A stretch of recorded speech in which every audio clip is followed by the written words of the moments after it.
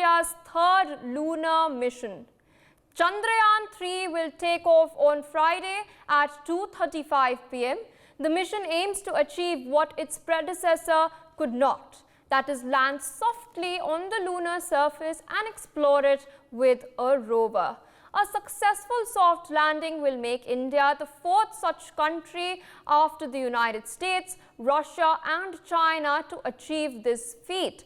The position remains vacant after the missions from Israel and India's 2019 Chandrayaan-2 mission unfortunately crash-landed, and the spacecraft carrying a lander rover from Japan and a rover from UAE failed in 2022.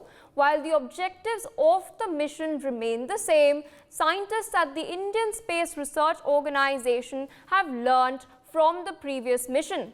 The lander's design has been improved significantly after a series of tests to see how it performs under various circumstances, such as inability to reach the landing spot, failure of electronics or sensors, or velocity being higher than needed, among others. Let's in fact speak to our special guests joining us today to give their insights to explain our viewers about the difference between the two lunar missions.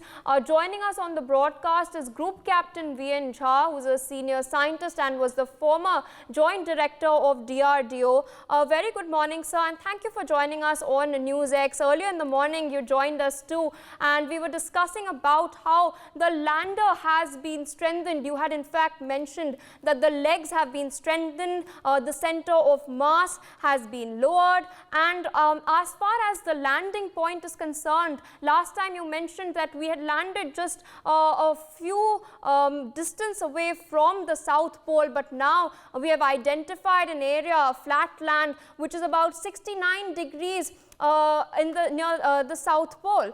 Meanwhile, I had also mentioned that the propulsion system of the lander has been strengthened. They are using, in fact, a bipropellant propulsion system. So all these upgrades have been made. In fact, ISRO chairman has also reiterated this. He spoke to one of my colleagues earlier exclusively. So what do you make of all these developments? Do you think India is on the trajectory to make a mark in the field of space? Thank you, Priya. Once again, yes, there have been significant difference in the lander of Chandrayaan-2 and Chandrayaan-3. Essentially, the entire approach remains unchanged. It is the payload consisting of Chandrayaan, which is essentially, it has got a propulsion system which will carry the payload of lander and rover from the highly elliptical orbit of Earth to the lunar orbit. When it enters the lunar gravity, it will be taken into the lunar gravity into their polar orbit, and in that polar orbit, subsequently it will be lowered to about 100 into 100 kilometers of the circular orbit. It will remain there for a couple of days stabilized, and at the appropriate time, matching with the sunrise on the designated spot where it has to land, it will dissociate from the orbiting propulsion module and then lower itself and do the soft landing. As far as the lander of Chandrayaan-3 is concerned, it has got many changes. You mentioned already a couple of them. The propulsion system has got more fuel this time. It has got more power this time, so as to reduce the impact velocity. Earlier, last time it was about 3 meters per second. This time it is further lowered to about 2 meters per second. The legs have got the cushion in the sense that it will be damping any recoil that may come through. And as I told you that the center of mass has been lowered, and the tolerance to the inclination. Last time when it was about say 15 to 18 degree of inclination tolerance, this time it is far more. It is almost about 35 degree or so of the tolerance to the inclination. Even if it is inclined, landing there, it will be taken care of.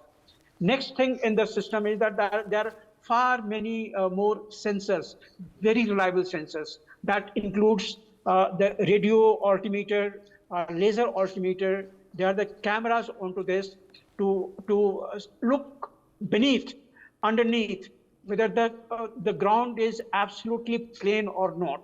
That is very essential because there are often illusions about the terrain. So it will look underneath, and it has got a huge amount of additional fuel to hover around the space there, and then decide itself to land at a place which is looking to be absolutely flat. So all these changes have been there. As far as the objective of landing is there, that remains unchanged.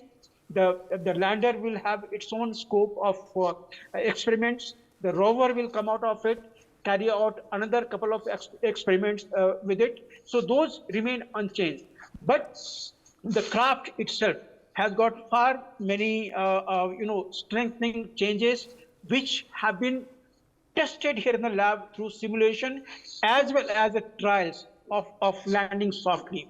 So having done all those things, I'm pretty sure that this time the lander is going to touch down safely.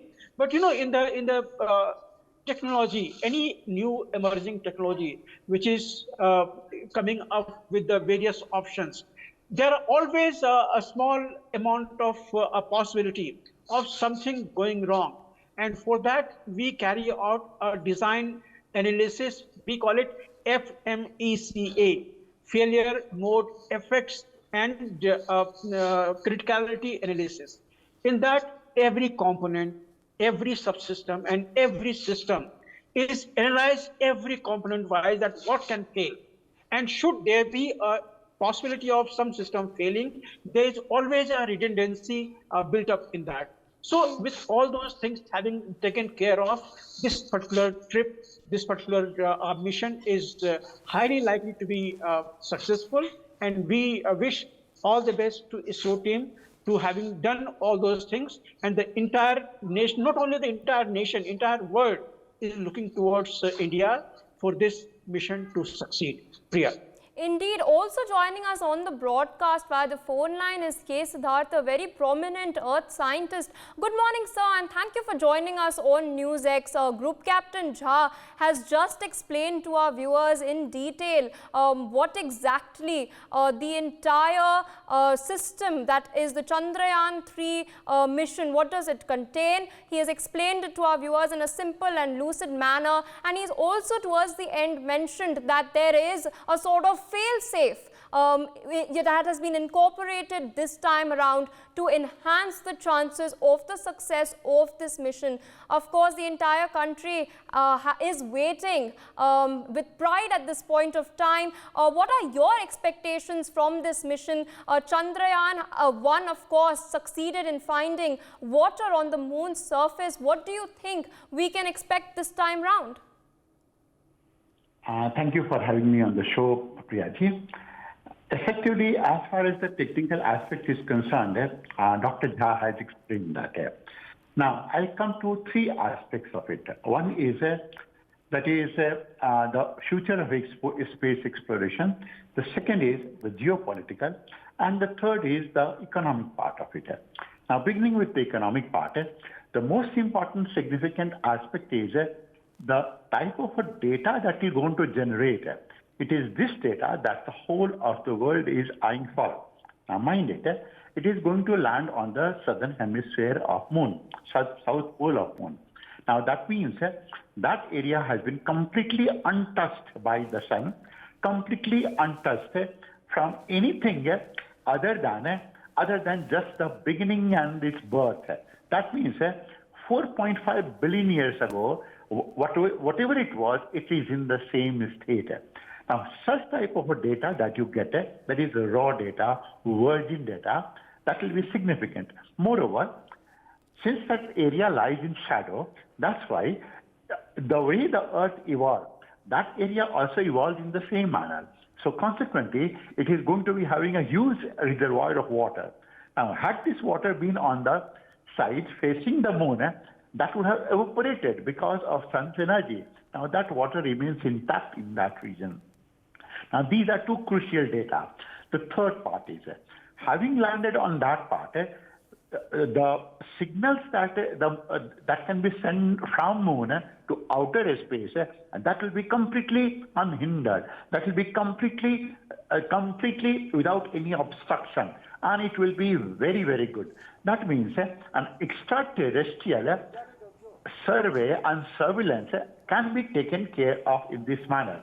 Now, all these three aspects are important when India and US, both of them jointly are looking for colonizing the space. Now, coming to the second part of it, that is the economic aspect of it. Now, we have had an agreement with Artemis, and Artemis is going to be utilizing it. Moreover, the cost at which this is going to be launched, it is so cheap, you will find that maximum number of moon voyages and maximum number of space voyages will start taking care from India itself.